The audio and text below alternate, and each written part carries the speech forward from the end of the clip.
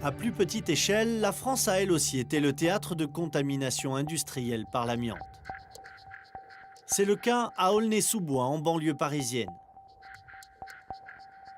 Pierre Léonard, un habitant de la commune, est victime en 1995 d'un mésothéliome, le cancer de l'amiante. Il décède à l'âge de 48 ans, pourtant il n'a jamais été au contact de ce produit dans son travail. Sa sœur et son beau-frère vont alors tenter de comprendre l'origine de sa contamination. J'ai discuté avec tous les anciens du quartier. Et puis c'est une vieille voisine. Je me dis mais c'est l'usine là, la petite usine là qui broyait. Elle me dit je sais, j'ai habité longtemps à côté, il broyait de l'amiante. Au bout d'un moment avec mon mari on s'est dit mais il doit y avoir d'autres victimes, c'est pas possible qu'il n'y en ait qu'une. Donc on s'est pris par la main, on a distribué 3000 tracts dans tout le quartier, une petite réunion publique. Et bon, ben voilà, qui nous ont donné des noms de nouvelles personnes malades qu'ils connaissaient. Et voilà, tout a démarré là, quoi. Nicole va ainsi découvrir que son frère a été contaminé lors de sa scolarité dans l'école communale. Mais il n'est pas le seul. À la fin de leur enquête, en 1999, ils ont recensé près de 50 victimes parmi les riverains de l'usine et les ouvriers. Commence alors un long combat pour faire confiner et désamianter le bâtiment, comme le préconise la loi. Car si le site n'est plus en activité depuis 1991, il est une vraie bombe à retardement pour les enfants de l'école qui jouent contre le mur d'enceinte de l'usine.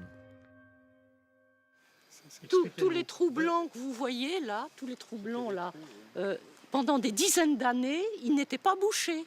Et les gamins jouaient ici. Et il y avait encore de l'amiante à l'intérieur, donc s'il n'y a pas de vent, pas de problème.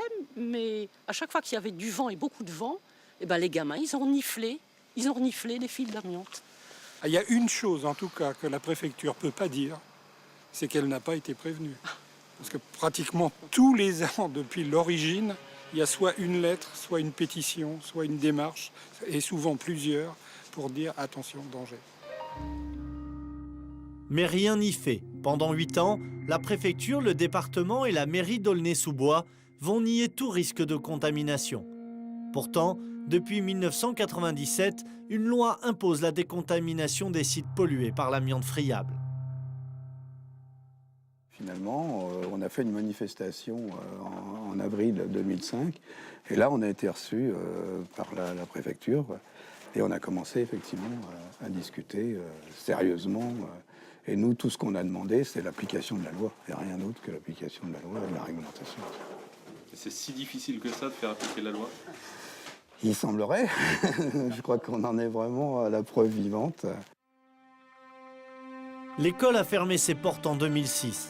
Mais combien d'enfants ont-ils été contaminés depuis 1999 à cause de l'inaction des pouvoirs publics? Combien d'entre eux contracteront un cancer? Il faudra 15 ou 20 ans pour obtenir des réponses. Mais en attendant, Nicole a au moins obtenu la satisfaction de voir débuter le chantier de désamiantage en septembre 2009, 14 ans après le début de son combat. On était vraiment déterminés à aller jusqu'au bout. Moi, avant que mon frère meure, je lui ai dit j'irai jusqu'au bout, quoi. Et bon, ben, on est allé jusqu'au bout, quoi. Et voilà, il serait content de voir que, grâce à lui, et ben d'autres personnes ne mourront pas, quoi. Parce que mésothélium, c'est vraiment abominable. Moi, j'ai assisté à des crises d'étouffement de mon frère. C'est abominable, quoi. Donc ça vous donne des forces pour vous battre, pour que ça ne recommence pas, quoi. Cette histoire montre à quel point l'État et les élus français ont du mal à évaluer le danger que représente encore aujourd'hui l'amiante. Et ce, même dans la plus grande commune de France, Paris. Depuis 2001, la mairie de Paris aurait dû réaliser le diagnostic amiante de 3035 bâtiments accessibles au public. Mais pour René Dutré, conseiller vert de Paris, on est loin du compte.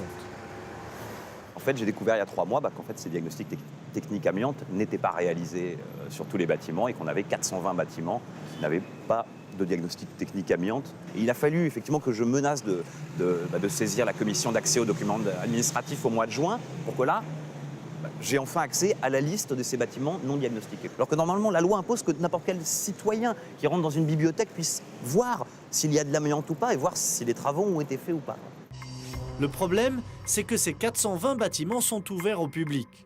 Écoles primaires, crèches, églises, musées, bibliothèques, chaque jour des administrés et des ouvriers risquent d'être exposés à de l'amiante en y pénétrant.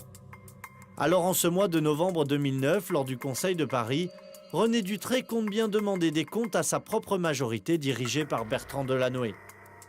Mais ce sera sans le maire de Paris qui a quitté l'hémicycle avant que le sujet de l'amiante ne soit abordé.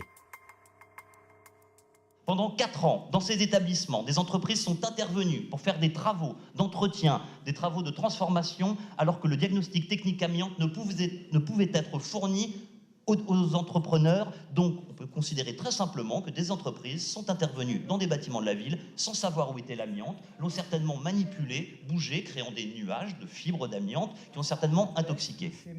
L'opposition s'engouffre dans la brèche. Rachida Dati, maire UMP du 7e arrondissement, interpelle l'équipe de Delanoë. En octobre 2008, Mme Erka, elle affirmait que le diagnostic amiante obligatoire était terminé pour les bâtiments de la ville de Paris et qu'il serait terminé fin 2008 pour ceux du département. Aujourd'hui, le vœu de l'exécutif que vous venez de déposer confirme que vous ne vous êtes pas acquitté de vos promesses, ce qui signifie que pas loin de 400 bâtiments ne sont toujours pas en règle. Maïté Ricard est adjointe au maire. Elle défend la politique de Bertrand Delanoë. L'amiante repérée a fait l'objet soit d'un retrait immédiat quand effectivement il y avait une dangerosité forte, soit d'un confinement et un contrôle tous les 3 ans. Donc tout risque d'exposition à l'amiante friable des usagers, des agents ou des intervenants extérieurs a ainsi été écarté dans nos bâtiments. Tout risque de contamination écarté, ce n'est pas l'avis de la direction des affaires culturelles de la ville de Paris. Dans ce rapport d'octobre 2009, il constate que depuis 3 ans, 28 bâtiments ouverts au public présentent de l'amiante dégradée et friable. Parmi eux, des églises, un local administratif et 2 musées, dont le musée d'art moderne. Et le document est explicite. Ces 28 établissements doivent faire l'objet de travaux de désamiantage ou de confinement. Visiblement, il y a une désorganisation totale. L'amiante est un sujet de santé publique aussi. Il n'a pas été considéré comme un sujet de santé publique dans les débats. C'est un sujet de santé publique, donc on a des comptes à rendre aux Parisiens et aux agents qui travaillent quand même dans ces bâtiments. Je crois que la mairie de Paris n'a absolument pas pris conscience de ce que peut représenter le futur scandale de l'amiante à la ville de Paris, quoi. Il faut qu'on recherche les victimes. C'est évident qu'il y a eu des victimes de l'amiante du fait de cette carence de gestion à la ville de Paris. Alors le problème, c'est combien et quel niveau, je dirais, de danger pour la santé, ça, je ne peux pas l'estimer aujourd'hui, mais c'est sûr, c'est qu'il y a des victimes du fait de ces carences. L'État dépense plus de 300 millions d'euros par an pour indemniser les victimes de l'amiante. Et depuis 2001, ce sont plus de 2 milliards qui ont été dépensés. Chaque année, 3000 personnes meurent du cancer de l'amiante, des victimes qui pourraient être en partie évitées si l'État appliquait et faisait respecter les lois qu'il a lui-même votées en 1997, il y a 13 ans déjà.